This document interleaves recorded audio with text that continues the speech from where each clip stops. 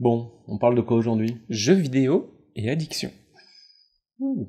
Ouais, c'est touchy, mais on sera pas tout seul, puisqu'on a eu la chance d'interviewer en novembre dernier un spécialiste de la question. C'était au Congrès français de psychiatrie.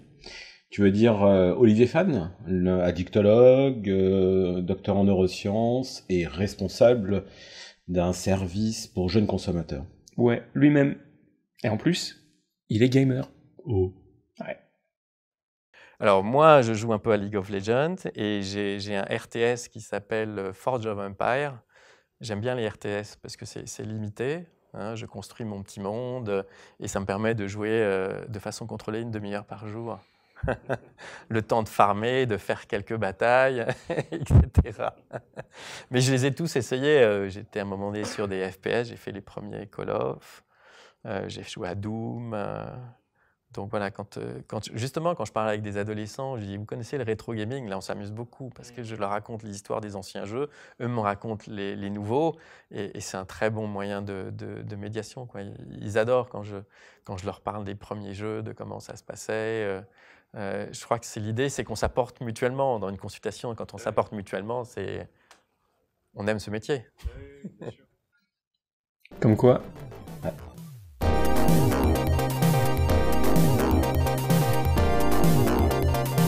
En juin prochain sera publiée la 11e édition de la classification internationale des maladies, un thésaurus qui recense toutes les pathologies et qui en donne les critères pour poser le diagnostic. Un outil qui permet de parler la même langue en quelque sorte, entre professionnels du monde entier. Et il y a quelques semaines, on a appris que la CIM 11 comportera une nouvelle catégorie dans le chapitre des troubles mentaux, le trouble du jeu vidéo.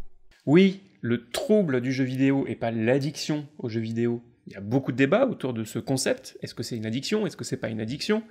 Est-ce qu'une dépendance à l'héroïne, c'est vraiment comparable à une dépendance à LOL? Ça, c'est un peu la version fallacieuse de la question qui vous pousse forcément à répondre « bah non, c'est pas la même chose ». Ouais, d'accord, mais enfin bon, addiction ou pas addiction?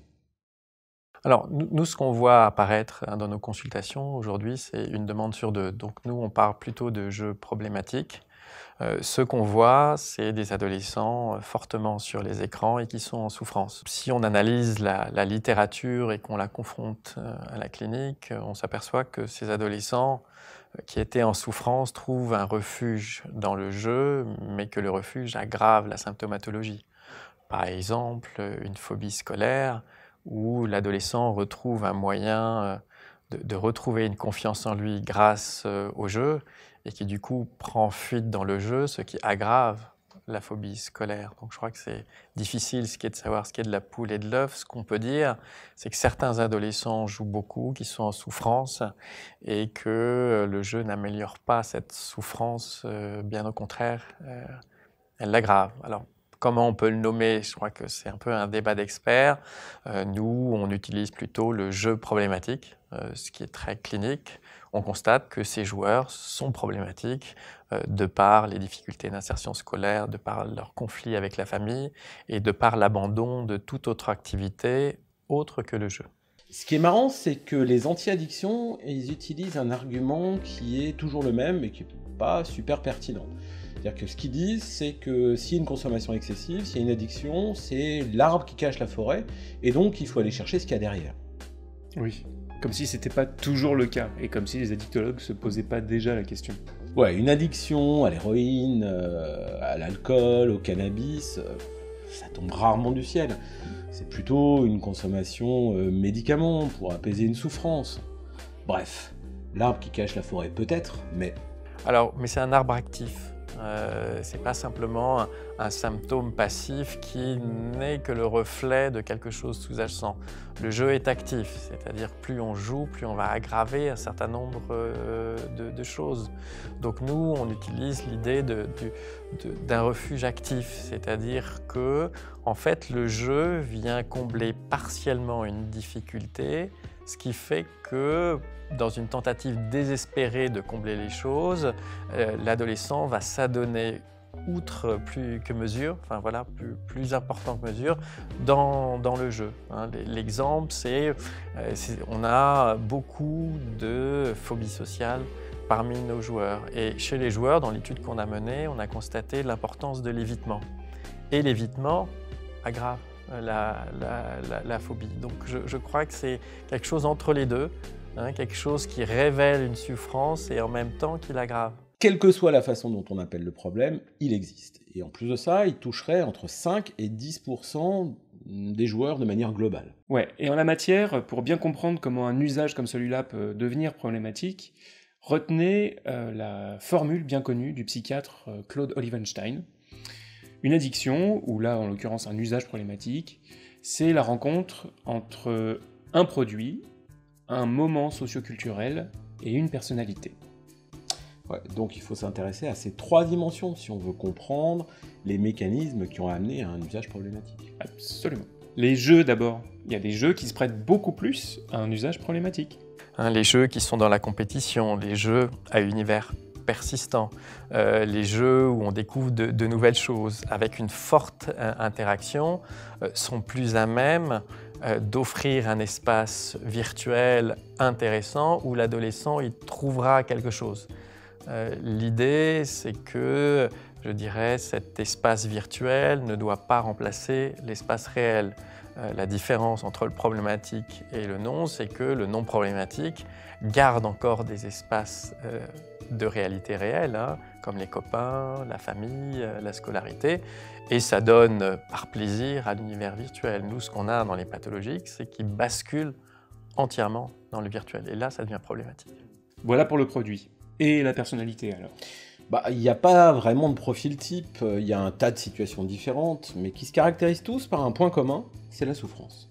Oui, on a fait une étude que j'ai pu présenter ce matin où on trouve des adolescents dépressifs, des adolescents phobiques, des dysfonctionnements familiaux.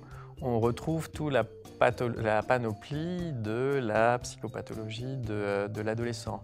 Vraisemblablement, c'est une fragilité initiale qui conduit à transformer un jeu non problématique en problématique. De par le jeu et de par de l'absence de compensation réelle, transforme l'usage en usage problématique, la fragilité en pathologie. On ne peut pas beaucoup plus clair. Ouais, mieux, ça serait moins bien. Concernant le moment socio-culturel, pour nous c'est le plus compliqué parce que ça ne relève pas nécessairement de la psychiatrie. Ouais, et d'un autre côté, on ne peut pas oublier que les éditeurs, les concepteurs, ils connaissent bien les mécaniques pour titiller notre circuit à récompense. Ouais, d'accord. Je veux juste qu'on réduise pas le jeu vidéo à ça. Le jeu vidéo, c'est une culture, c'est riche, ça suscite des émotions parfois intenses, et du lien social même. Je suis d'accord, mais ça ne veut pas dire que les éditeurs et la société en général n'ont pas une responsabilité. D'ailleurs, il en dit quoi, le docteur Olivier Fan? Tu vas voir, il mâche pas ses mots. C'est compliqué ça, parce qu'ils ont une pression financière énorme. Parce que dans l'industrie du jeu, un jeu, il peut être très à la mode et disparaître complètement. Donc il y a une pression des éditeurs d'être dans l'inventivité, de trouver des nouveaux jeux, parce que tout peut s'arrêter du jour au lendemain. Hein, je prends Candy Crush par exemple. Candy Crush, c'était King's Game, c'était une boîte anglaise. Ils ont fait une fortune avec Candy Crush, sauf qu'après ça a périclité parce qu'ils n'ont pas trouvé des jeux aussi addicts que Candy Crush. Donc le problème de l'éditeur de jeux, n'oublions pas, c'est ils veulent faire du fric, quoi. Donc je crois que l'autorégulation par les compagnies de jeux, je crois pas. Je crois plutôt que c'est un rôle de l'État de faire en sorte de venir en aide aux personnes fragiles, de pouvoir repérer et de pouvoir... voilà, parce que dans le jeu, il y a ceux qui s'en sortiront et les dindons de la farce, quoi. Et du coup, moi, je suis pour l'intervention de l'État et je suis pour aussi l'idée qu'on ne taxe pas les éditeurs de jeux pour ça, à condition qu'ils acceptent de ne pas être dans le déni systématique et fou, hein, qui est le jeu pose pas de problème, le jeu c'est pas de problème, de façon obsessionnelle, chiant, quoi. Il y a même des psychologues qui leur donnent... le champ, évidemment, on va satisfaire l'adolescent dans un premier temps. Hein, ça, c'est facile de satisfaire, d'être oui, les adultes sont tous des cons, je suis avec toi. c'est pas une position adulte. Je veux dire, la position adulte, c'est OK, ça peut être non problématique, mais ça peut l'être. Et je ne vais pas avoir une opinion extrémiste là-dessus. Je ne diabolise pas le jeu, je ne le banalise pas. Et surtout, je reconnais que dans certains cas, ça peut être problématique. À chaque nouvelle technologie, il y a des effets primaires, il y a des effets secondaires. Et alors, on les accepte. Voilà, c'est comme si un fabricant de médicaments serait dans le déni des effets secondaires par peur de prendre son médicament. Non, les effets secondaires, ça existe. Ils sont là, on les marque, on est dans la transparence. Et ça, c'est un comportement adulte. Là où il faut peut-être plus insister, c'est sur la classification PEGI, qui ne sert à rien, parce que c'est juste une indication, c'est même un argument commercial. Donc il y a un truc là à faire, il y a une réglementation, on ne peut pas montrer n'importe quoi. On sait que chez les tout petits, la violence, le sexe, ça a des conséquences sur le développement, donc il faut que l'État intervienne. Il faut que l'État joue son rôle de régulateur, hein, et chacun dans son rôle. L'éditeur, il fait de l'argent, il n'y a pas de problème à ça, c'est une industrie privée, et il doit y avoir certaines règles. Le capitalisme sans arbitre, c'est une catastrophe, et pas que pour le jeu. Ok, mais concrètement, quand est-ce qu'on s'inquiète? Quand est-ce qu'on passe d'un usage, on va dire, un peu excessif, comme toi, quand tu joues à Subnautica par exemple, que tu fais pendant des heures une jolie base avec plein de jolis vides pour regarder plein de petits poissons, à un usage problématique?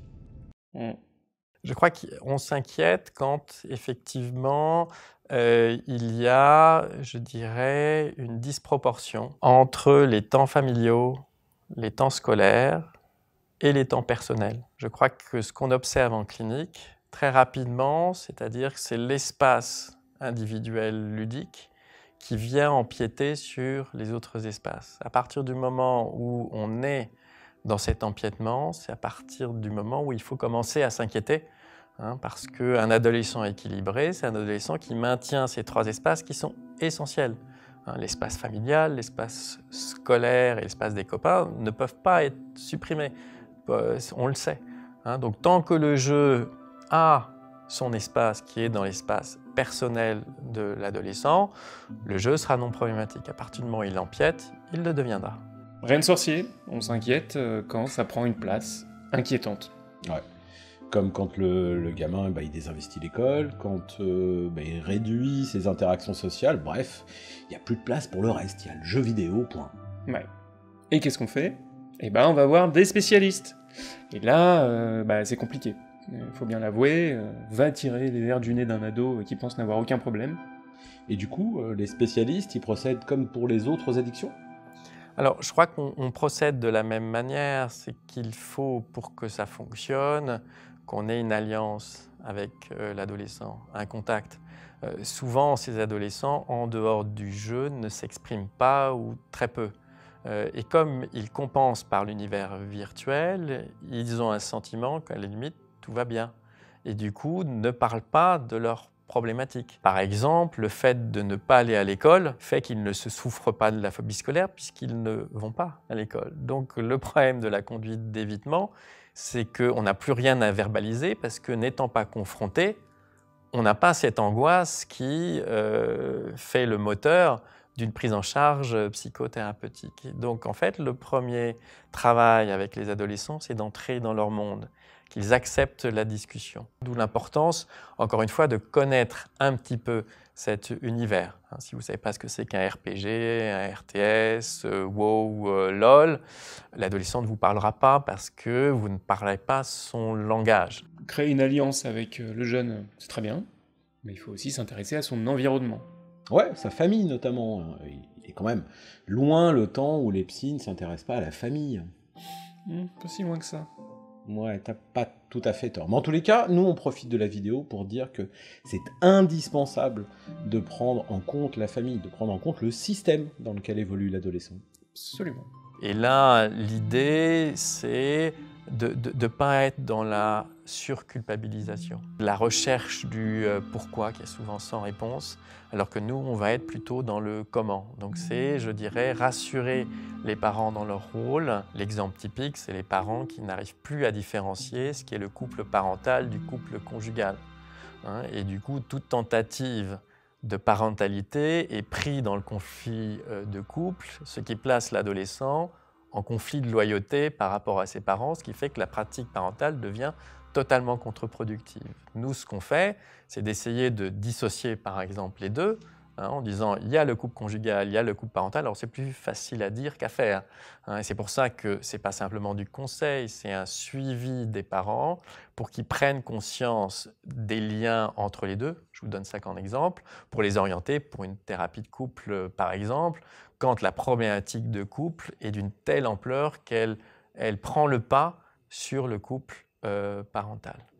Donc ça, c'est le travail avec les parents et on travaille ensemble sur la communication intrafamiliale. Souvent, il y a une absence de communication du fait des écrans. Le papa est sur ses écrans, la maman est sur ses écrans, l'enfant aussi. Ils sont sur des programmes différents, ils ne discutent plus entre eux. Or, on sait qu'à l'adolescence, les échanges intrafamiliaux sont essentiels à son développement. Donc, si on parle du jeu à l'adolescent, des problématiques des parents, on essaie de les remettre ensemble dans un esprit assez systémique, c'est-à-dire que l'enfant ne bouge que si le système bouge. Ça passe par les représentations que les parents ont de l'enfant et que l'enfant ont des parents.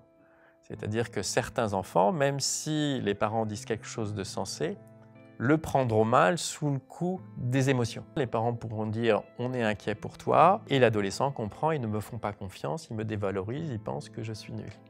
Donc ça, c'est le schéma classique clinique où on essaye de remettre les choses, de faire diminuer la tension émotionnelle au sein de la famille pour qu'il y ait un véritable échange. Ouais, les échanges c'est bien, mais les parents souvent ils se disent que il faut cacher la manette, il faut couper Internet, bref, mettre du cadre. Pas si simple. Bien sûr, mais un cadre, s'il n'est pas perçu comme bienveillant, sera systématiquement contourné. On sait très bien qu'un cadre n'est valable que s'il commence par être externe et s'il est à un moment donné internalisé par l'adolescent.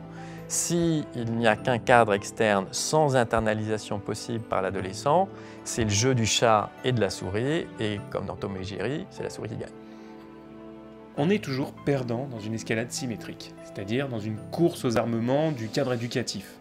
Surtout si celui-ci n'est pas perçu par l'adolescent comme quelque chose d'important pour lui.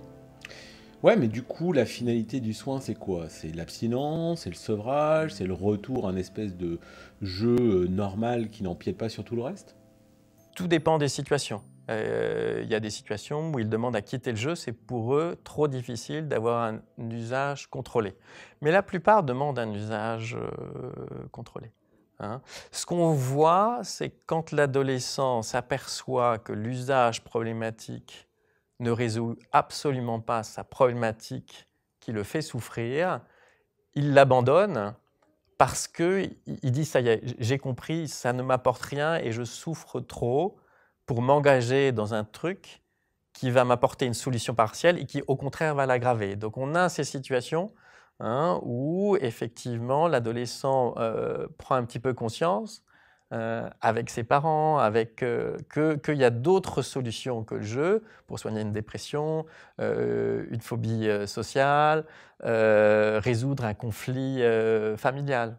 Et on a même des adolescents qui, au fond, détestaient jouer, mais le jeu devenait tellement une béquille pour résoudre un problème qu'il devenait essentiel.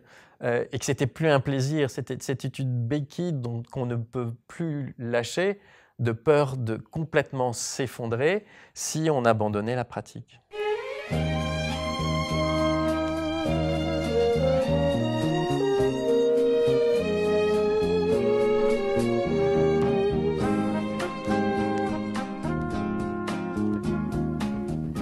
Bref, on fait du sur-mesure. Bah ouais. Depuis que je suis tout petit, moi je joue aux jeux vidéo. Team CPC 6128. Et c'est pas parce que j'ai eu un rapport relativement sain aux jeux vidéo toute ma vie que je peux pas imaginer que pour certaines personnes, des fois, c'est pas le cas. Moi, le jeu vidéo, ça m'a apporté plein de plaisir. La souffrance aussi, des fois. Dark Souls 3. Dark Souls 3. Ouais, du coup, on peut envisager d'aller voir des gens comme Olivier Fan, par exemple, pour être accompagné, pour être aidé. Surtout des gens qui sont ni dans la diabolisation, ni dans la banalisation. Absolument. Petit coup de pub pour un livre rédigé par Olivier Fan. C'est un livre de vulgarisation qui est à destination des parents d'adolescents qui sont dans des consommations de jeux vidéo, d'alcool, de cannabis. Alors, c'est à destination des parents, mais il y a un petit truc de systémicien là-dedans. C'est-à-dire qu'il dit que c'est pour les parents, mais en réalité, si vous le lisez, si vous êtes un jeune homme ou une jeune femme qui avait des consommations peut-être problématiques d'alcool ou de cannabis ou de jeux vidéo, eh ben, vous y apprendrez, vous aussi, beaucoup de choses intéressantes. Voilà. Placement de produit.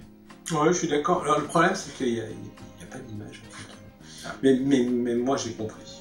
Voilà. C'est bien, mais il y a beaucoup de mots. Est-ce que ça vous a plu? Dites-le dans les commentaires. Ouais, la sonnette.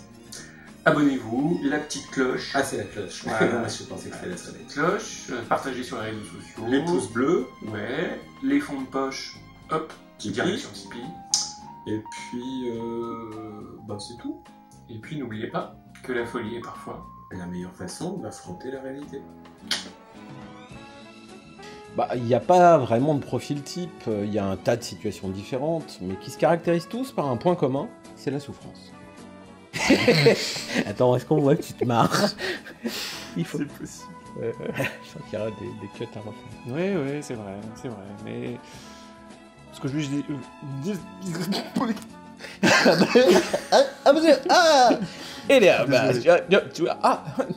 Et d'un autre côté, il faut pas oublier que les éditeurs, les concepteurs, ils connaissent bien les mécaniques pour titiller. Et pourquoi je ris?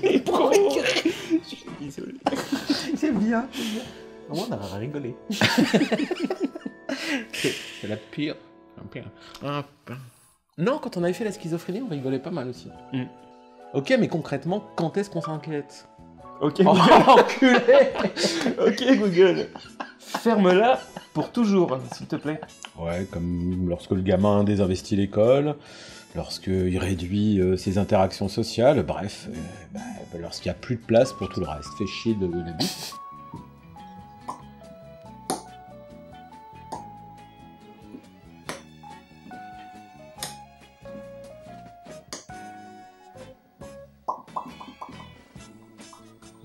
Salut Patrick.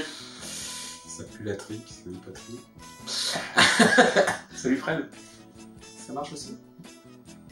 Salut Fred. Ah oui, ouais, c'est pas mal. Ouais. Et on regarde, on dirait Manon Ping. Où ça?